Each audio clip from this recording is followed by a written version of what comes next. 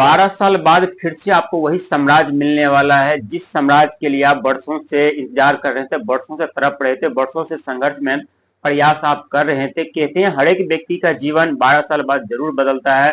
और हम बात करें सिंह राशि वालों की। प्रिय दर्शक, इस बोर्ड पे आप दो कुंडली देख रहे हैं और दोनों ही कुंडली का रहस्य आज हम आपको बताएंगे। और 12 साल बाद कौन सी सफलता, कौन सी कामयाबी आपको मिलने वाली है, क्योंकि अभी आपके ऊपर ढैया आरंभ, और ढैया कहते हैं सुख सुविधा साधन दिलाने के लिए आते हैं, लेकिन सुख सुविधा साधन दिलाने से पहले हमें कुछ रुकावटें और बाधा जरूर हमारे जीवन में उत्पन्न कर देते हैं। प्रिय दर्शक, ये दो कुंडली है और दोनों ही कुंडली सिंह राशि वालों की है, एक 2014 की, एक 2026 की। और 12 साल का जो सफर आप लोगों के लिए रहा, इतना आसान नहीं रहा। हर एक पल, हर एक सेकंड आपको मौत से सामना जरूर करना पड़ रहा है। जहां अपने छूटे रिश्ते टूटे, जीवन पे इस तरह से दुख दर्द समस्या आकर के बैठ गए थे, जहां से जाने का नाम नहीं ले रहा था। और आप दर बदर ठोकर खा रहे थे, भटक रहे थे। शारीरिक कष्ट, धन की हानि, कर्जे के दलदल में फंसना, यानी चारों तरफ से जीवन पे प्रतिबंध लगा था। लेकिन आज हम सिर्फ और सिर्फ देवगुरु बृहस्पति को लेकर के हम बात करेंगे। किस तरह से देवगुरु बृहस्पति आपको 2014 में सफलता, कामयाबी दिला रहे थे। आप मकान बना पा रहे थे, जमीन खरीद पा रहे थे, यानी हर एक सुख सुविधा आप प्राप्त कर रहे थे। लेकिन जैसे जैसे देवगुरु बृहस्पति राशि परिवर्तन करते गए, नीच के होते गए, वैसे वैसे आपके जीवन में कुछ ऐसे घटना दस्तक दे दी, जहां उस घटना से निकलना आपके लिए मुश्किल ही नहीं, नामुमकिन सा लग रहा था। क्योंकि देवगुरु बृहस्पति 2014 में भी जब कर्क राशि में विराजमान थे, उच्च के थे, तब आप उनकी दृष्टि आपके 12वें घर पर पड़ती, यानी खर्चे का घर ये जरूर माना जाता है, साथ ही ये धर्म का भी घर माना जाता है। जब देवगुरु बृहस्पति का आगमन होता है 12वें घर पर, तो वहां खर्चे में कमी आती है और साथ ही व्यक्ति के सपने सच होने लगते हैं, उनकी मनोकामना पूरी होने लगती है। जो व्यक्ति को नौकरी नहीं लग रही होती, जिन्हें सफलता नहीं मिल रही, जिनका कैरियर समाप्त होने के कगार पर होता है, उस दुख दर्द पीड़ा से उन्हें राहत मिलती है और उन्हें छुटकारा भी मिलता है। लेकिन हम 2026 को लेकर के हम चल रहे हैं और 2026 और 2014 के बीच में, यानी 12 साल, क्योंकि 12 साल बाद देवगुरु बृहस्पति राशि परिवर्तन करते हैं और किसी एक राशि में 12 महीने, एक साल तक रहते हैं। और एक साल के दौरान कई बार वो वक्री चाल में चले जाते हैं, तो कई बार वो उल्टी चाल, सीधी चाल में चले जाते हैं।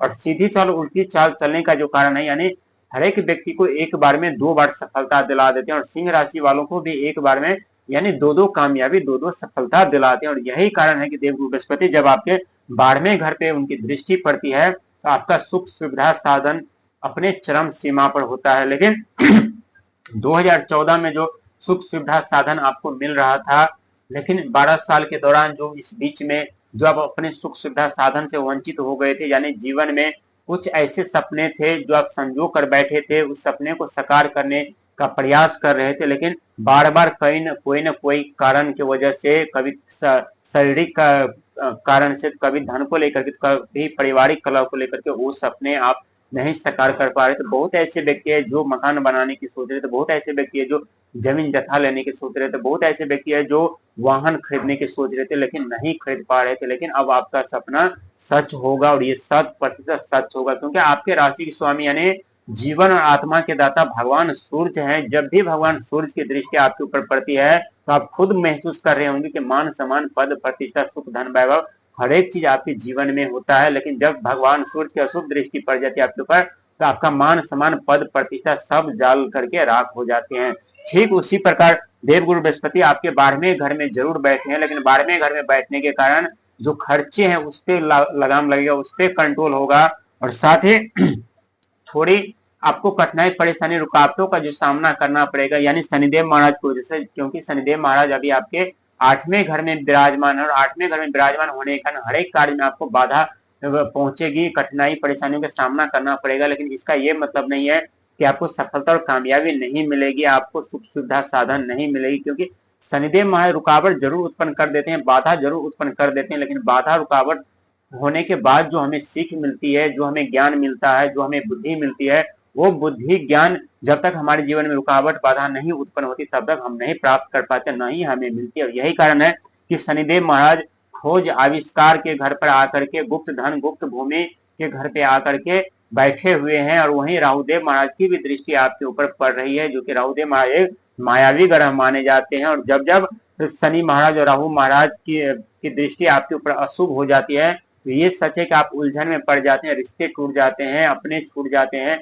लाइबिलिटी के दलदल में फंस जाते हैं, बिजनेस पर, कैरियर पे सब प्रतिबंध लग जाते हैं। लेकिन सबसे बड़ा कारण जो है आपके लिए अच्छी खबर यानी देवगुरु बृहस्पति का आपके 12वें घर पे आना, और 12वें घर पे जैसे आएंगे वैसे राहु की दृष्टि अशुभ और शनि की दृष्टि अशुभ दोनों कमजोर पड़ जाएंगे, यानी राहु और शनि कमजोर पड़ने के कारण आपके जीवन में फिर से खुशियां लौट आएगा, वो सुख सुविधा साधन लौट आएगा, वो खुशी आप महसूस कर पाएंगे कि सच में हमारे किस्मत बदल रहा है, सच में हमारे जीवन में सुख सुविधा साधन का आगमन हो रहा है। प्रिय दर्शक, जीवन में जब दुखों का आगमन होता है तो जीवन बड़ी लगने लगती है, जब सुखों का आगमन होता है तो जीवन छोटी लगने लगती है, लेकिन अब आपका जीवन सुख सुविधा साधन के साथ बड़ी होने वाली है।